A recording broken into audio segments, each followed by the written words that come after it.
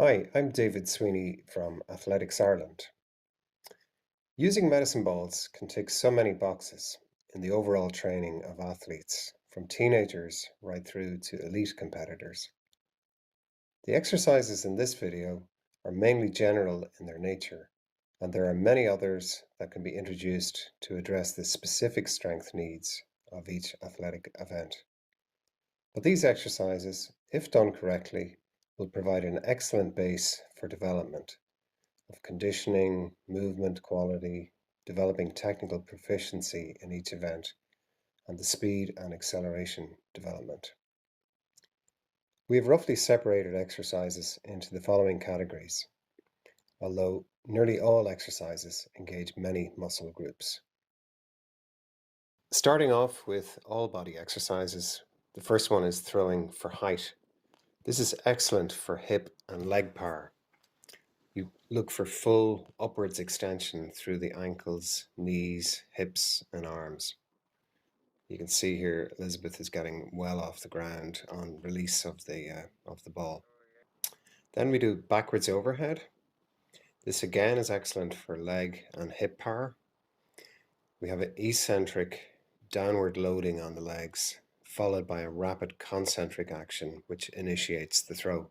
So you're not trying to pull down, you're trying to get full extension at a kind of a 45-degree angle towards you could either do it towards the wall or a partner. This is forward between the legs. There's more triple extension involvement here with forward movement.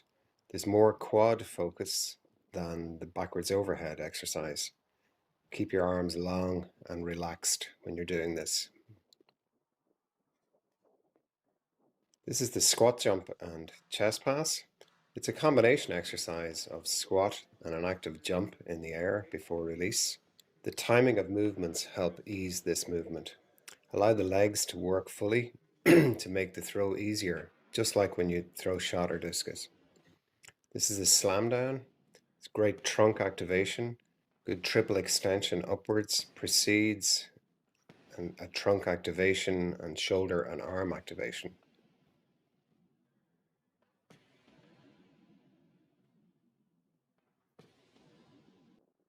This is a single arm slam down. It's similar to the full slam down, but there's more control needed in the shoulder joint. Better shoulder mobility will enable better movement in this exercise. In this exercise, we alternate between the left arm and the right arm, and you're looking for long, wide circles.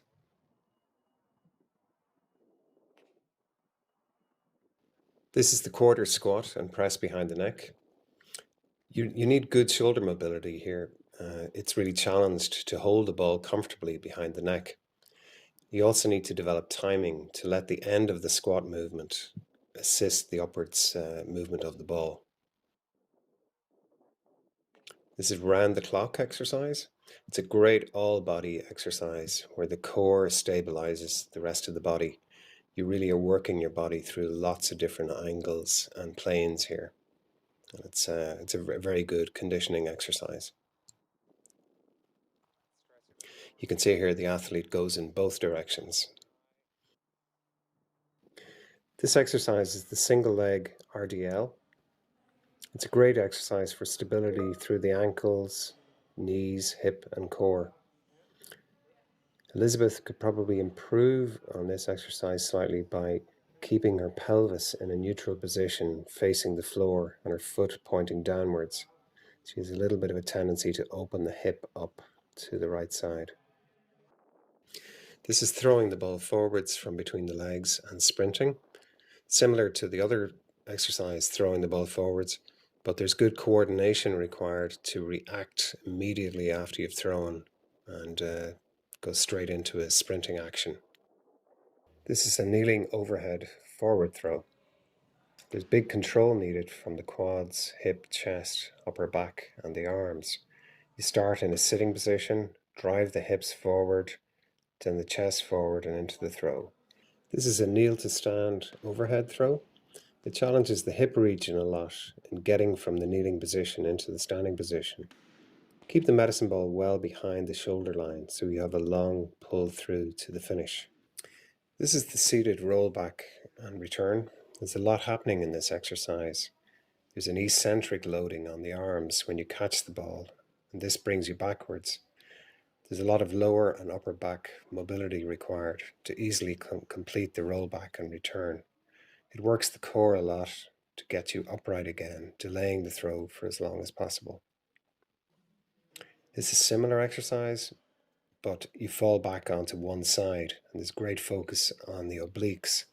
It takes some coordination and movement quality to actually master this exercise. It's a very good exercise for throwers who tend to work on one side. This is a great combination exercise, the star jump and throw. It highly challenges coordination and core stability. Make sure that you jump as high as possible and throw from the highest point.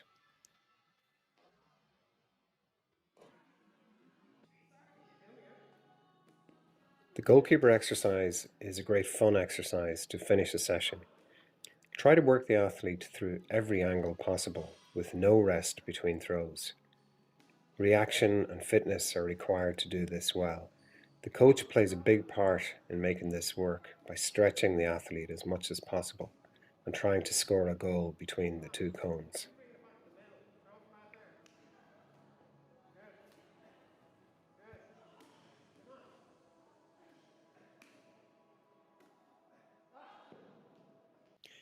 Now we move on to leg exercises. The first one I call DORSI-FLEXED kickbacks. This is good for developing reactive ability with the legs. You try to hit the ball with the flat bottom of your shoes, not just the toes. The toes are kept dorsiflexed, pulled in towards your shin during this exercise. This is hamstring exercise. It's throwing backwards through your legs. You reach tall and scoop the ball down through your legs, aiming for a target about 3 or 4 meters away. These are hamstring flicks. The coach rolls the ball down the legs and you actively contract your hamstrings to kick the ball back into the coach's hand. It's a very good hamstring exercise, this. These are two-footed jumps. Quite a difficult exercise to coordinate. You must squeeze the ball between the ankles and then jump and kick from the high point. It works the hips and quads quite a lot. And the split jumps with the ball overhead. This is a tough exercise on the legs. You look for good width at the bottom and then actively react off the ground and get as high as you can and switch your legs from the high point.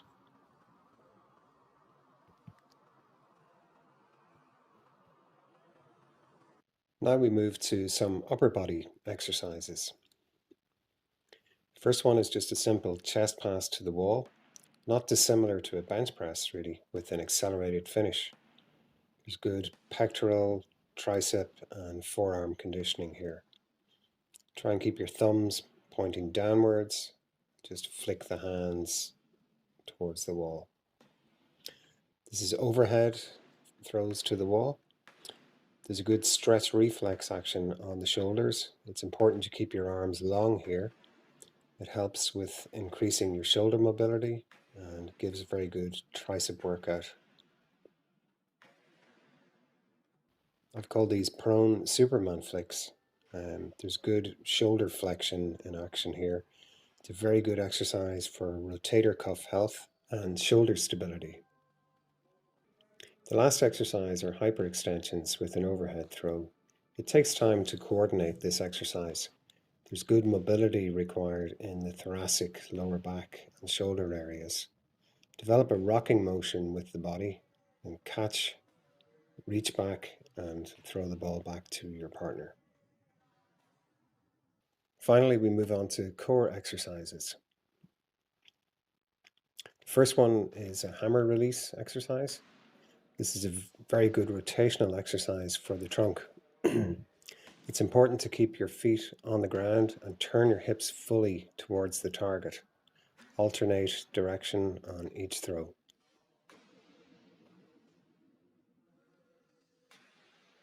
Next we have seated crunches and reaching high with the medicine ball.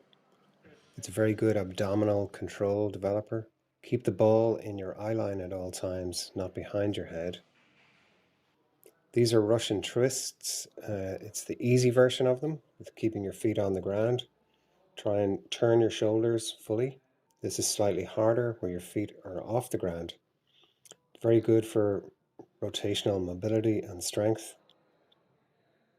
And the final version of Russian twists with a lateral throw to the partner. So the partner throws to your arms, which are outstretched. That will actually help increase the shoulder turn on each throw. As with all exercises, you do these left-sided and right-sided. Don't just favor your strong side. This is the lateral throw on one knee. It's an excellent rotational strength developer. Keep tall through the hips.